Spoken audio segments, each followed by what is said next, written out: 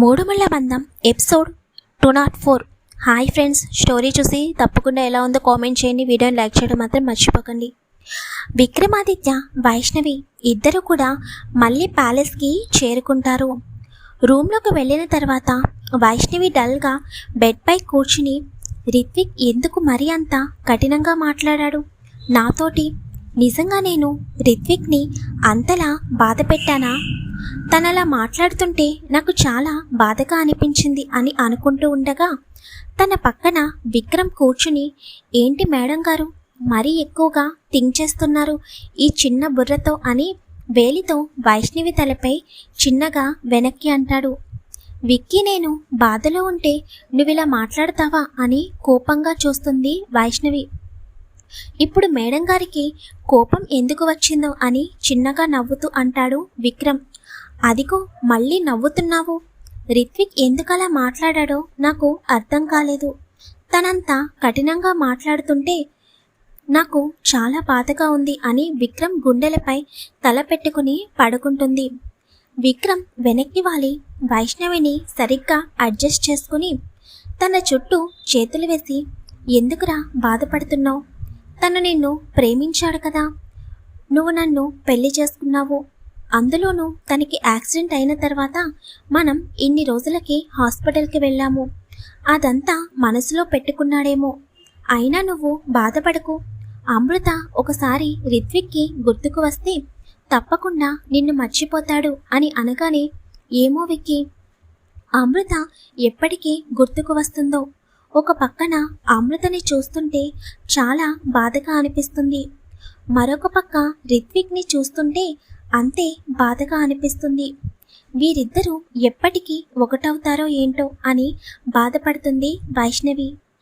వైష్ణవి మూడ్ని ఎలాగైనా మార్చాలని విక్రమ్, సరే నువ్వు పడుకో, నేను ఇప్పుడే వస్తాను అని చెప్పి విక్రమ్ రూమ్ బయటికి వెళ్తాడు. వైష్ణవి ఆలోచిస్తూ అలాగే పడుకుని ఉంటుంది. కొంత సమయం తర్వాత విక్రమ్ రూమ్లోకి వచ్చి వైష్ణవిని ఎత్తుకుని తీసుకుని వెళ్తుంటే, విక్కీ, ఏం చేస్తున్నావు నువ్వు అని కంగారుగా అడుగుతుంది. విక్రమ్ ఏమీ మాట్లాడకుండా అలాగే వైష్ణవిని తీసుకుని వెళ్ళి స్విమ్మింగ్ పూల్లో వేసేసి తను కూడా స్విమ్మింగ్ పూల్లోకి దూకుతాడు. వాటర్ చల్లగా లేకపోవడం వలన, మినిమం హీట్ ఉండడం వలన చలిగా అనిపించదు. కానీ సడన్గా విక్రమ్ వాటర్లో పడేసరికి వైష్ణవి కోపంగా విక్రమ్ వైపు చూసి, విక్కీ, ఏం చేసావు? ఇలా నన్ను వాటర్లో పడేసావేంటి? మార్నింగ్ కూడా అంతే, షవర్ ఆన్ చేసి మొత్తం తడిచిపోయేటట్లు చేసావు. ఇప్పుడు ఏకంగా స్విమ్మింగ్ పూల్లో పడేసావు అని కోపంగా అంటుంది.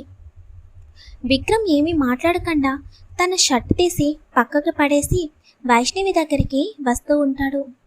విక్రమ్ షర్ట్ తీసేసరికి బనియన్ మీద ఉన్న విక్రమ్ని చూడగానే వైష్ణవి ఒక్కసారిగా షాక్ అయ్యి గుటకలు మింగుతూ ఉంటుంది. విక్రమ్ వైష్ణవి దగ్గరికి వచ్చి ఒక్కసారిగా వాటర్లో మునిగి పైకి లేచి తల విదిలించగానే తన తల నుండి నీటి తుంపర్లు అనేవి వైష్ణవి ముఖంపై పడతాయి. కానీ వైష్ణవి మాత్రం ఏమీ మాట్లాడలేని పరిస్థితుల్లో ఉంది. ఎందుకంటే విక్రమ్ చేతులు వైష్ణవి నడుము చుట్టూ చేరాయి. విక్కీ అని చాలా లో వాయిస్లో అంటుంది వైష్ణవి.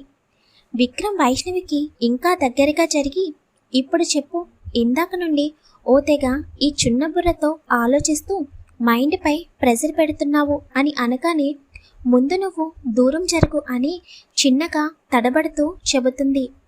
వైష్ణవి అలా అంటుంటే విక్రమ్ ఇంకా వైష్ణవికి దగ్గరగా జరుగుతాడు.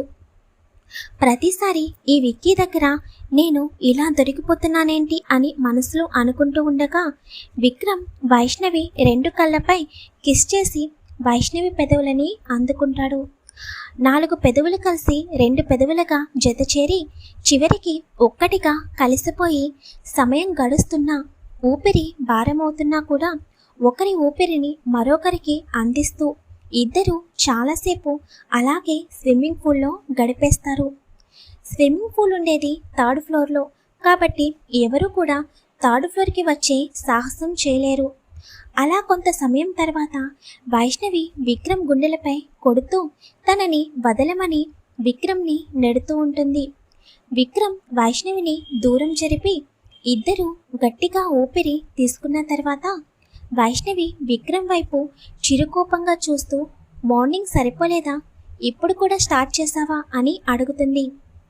విక్రమ్ వైష్ణవిని వెంటనే వెనుకకి తిప్పుతూ వెనుక నుండి వైష్ణవిని హక్ చేసుకుని భుజంపై పెదవులుంచి, కావాలంటే గంటకొకసారి పెట్టుకుంటాను, నా భార్య నా ఇష్టం, నీకేంటంట నష్టం అని అడగగానే, నాకు కాకపోతే ఇంకెవరికి, చూడు ఎలా కొరికేస్తావో నా పెదవిని అని పెదవి పైన చిన్నగా బ్లడ్ వస్తూ కనిపిస్తుంటే దానిని చూపించి చిరుకోపంగా అంటుంది వైష్ణవి.